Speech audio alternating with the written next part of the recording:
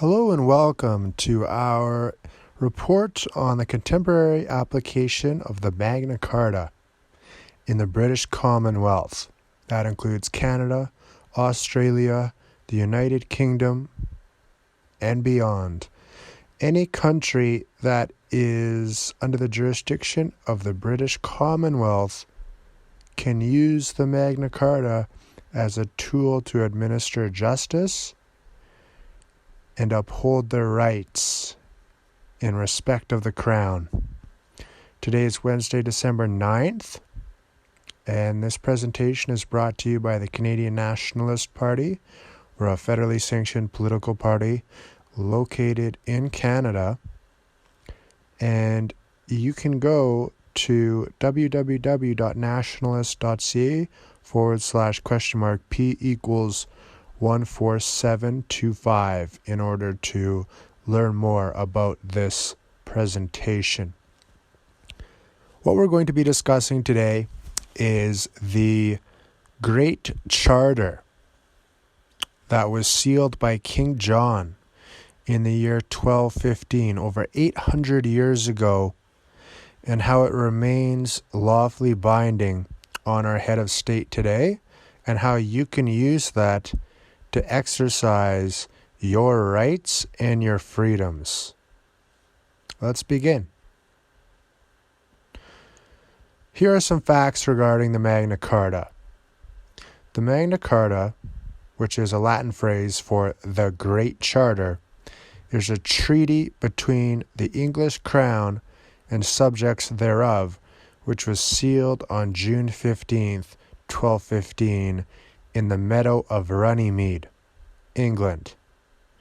And the agreement in this treaty was to be observed in good faith by heirs in perpetuity, which is why it remains lawfully binding upon our head of state today, because our head of state today is an heir in perpetuity of King John in the English Crown, who originally agreed to this treaty. So for Canadians such as myself, you may be familiar with treaties the Crown has between various Aboriginal bands and various First Nations tribes. That is a similar concept to what we're dealing with here, except the Crown has this treaty not between a particular Aboriginal band, but between a committee of some 25 barons, to which any citizen of the realm is able to swear an oath of allegiance to in order to act under the common law provisions of this treaty, the Magna Carta, the Great Charter.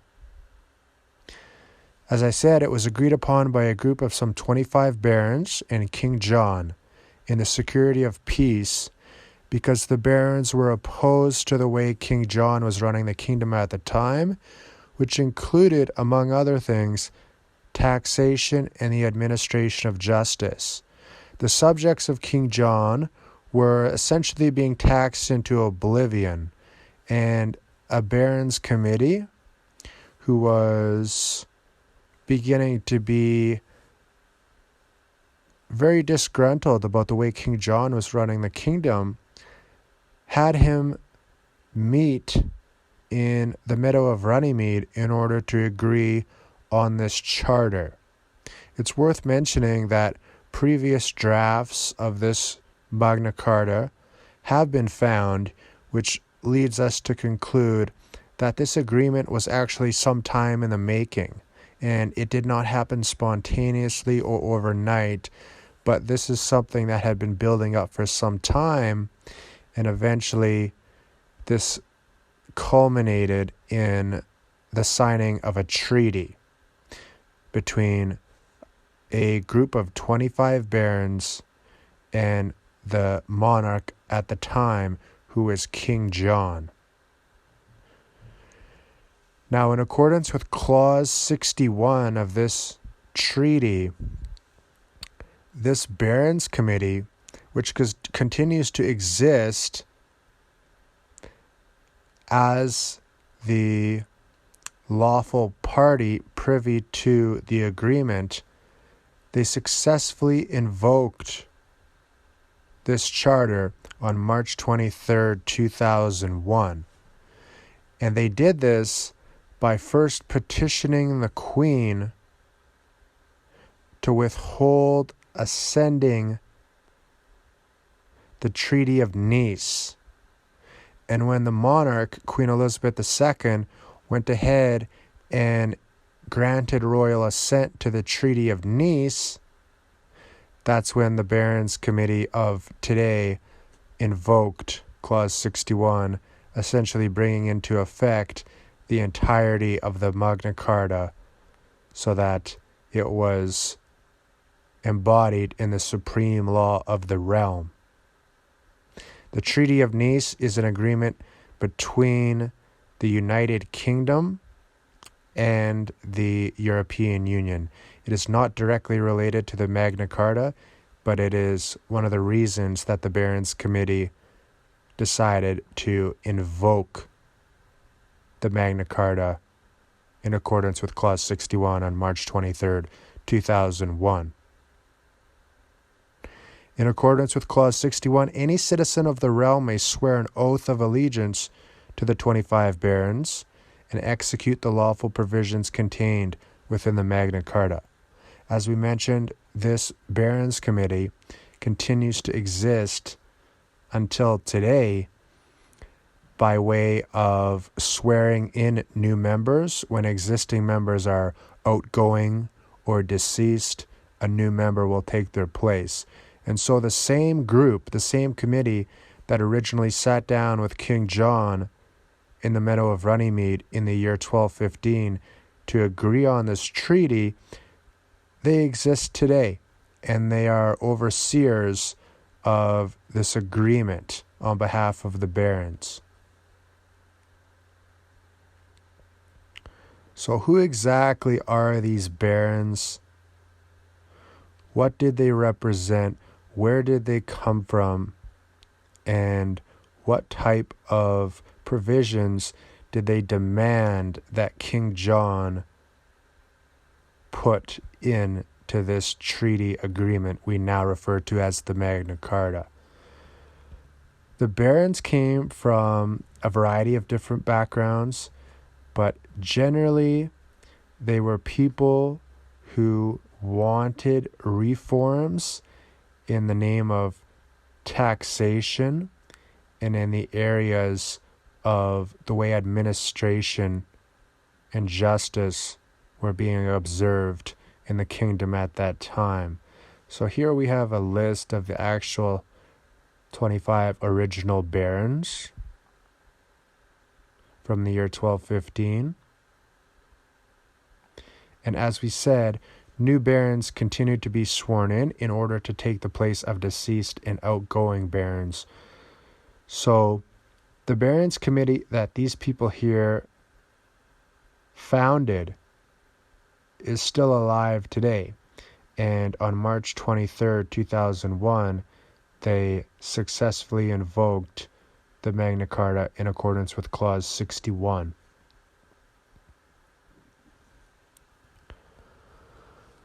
The Magna Carta, which has some 63 clauses, notably which were added after the agreement was signed for the sake of readability, but contains a number of provisions of law, some of which are more relevant to today than others. Some of the provisions of law in the Magna Carta aren't exactly applicable to today because they refer to things that are essentially no longer in service, such as certain forms of scutage, certain forms of knighthood, things of this nature. It refers in certain clauses to specific people and governments which no longer exist. So all these things need to be kept in consideration. However, there are also fundamental provisions of law that the Magna Carta has brought forth and have essentially become embedded in the constitution of many different types of Western governments, especially those under the British Crown of today.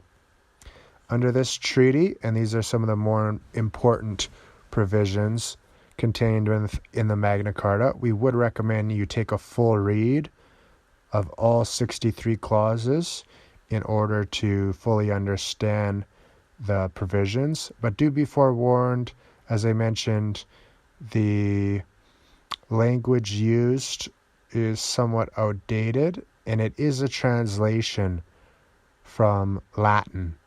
The Magna Carta was written in Latin, and it has only been translated into English. So there are different variations in translations depending on who you take a look at.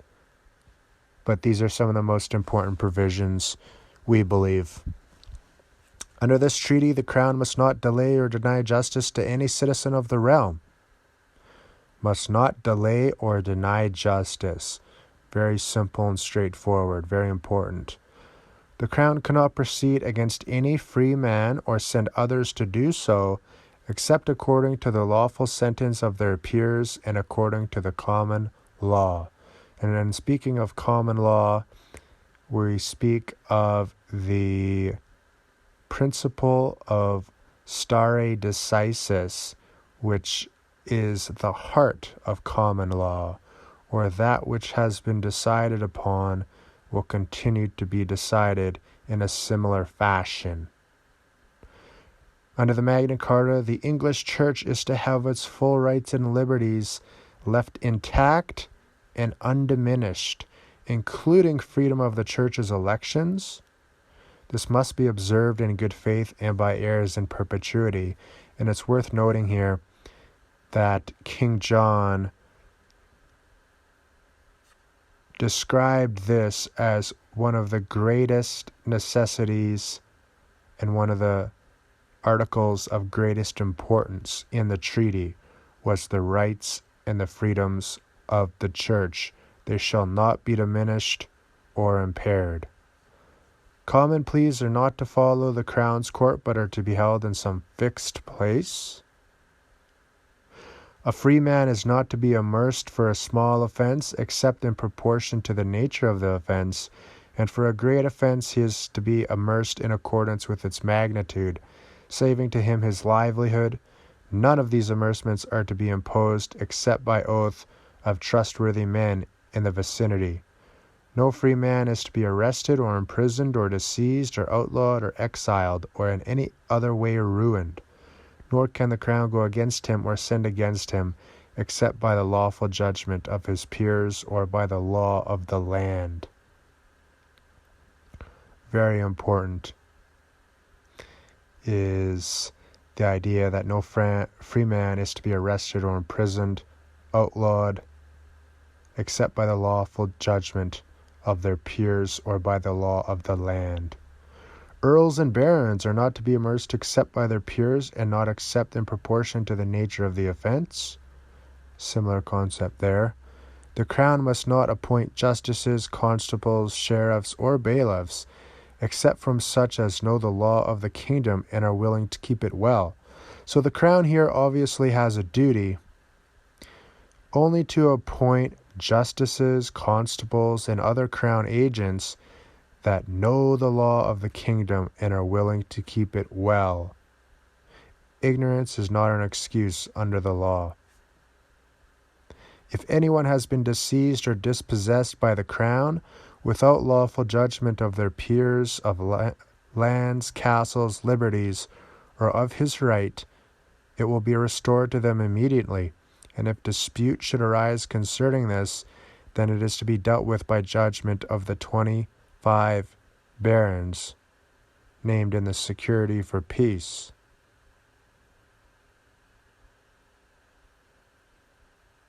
All fines which have been made by the Crown unjustly and against the law of the land are to be completely remitted or dealt with by judgment of the 25 barons. Under the Magna Carta, fines which have been made unjustly or against the law of the land must be completely remitted. This is very important. If you're somebody who's being subjected to fines, which you believe are unjust and against the law of the land, then maybe something like the Great Charter, the Magna Carta, can help you. Something to look at. You need to equip yourself with this knowledge, and you need to understand how to use it to defend yourself and uphold your rights in a court of law. These are only a few of the many provisions of law that are contained within the Magna Carta, but we do believe that they are the more important